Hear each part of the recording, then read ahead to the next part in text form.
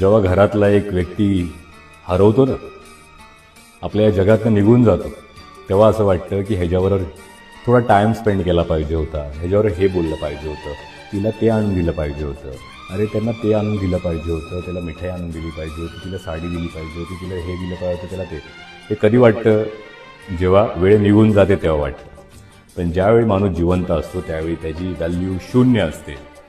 तर नातं जोडा, नातं जपा.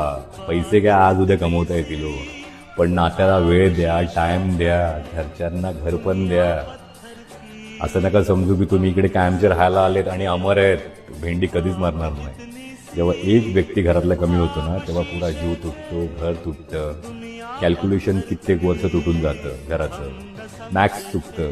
तर लक्षात ठेवा, हे गणित चुकायच्या आधी सगळ्यांनी एकमेकांना जीव लावा, कारण आपण सगळे एक ना एक दिवस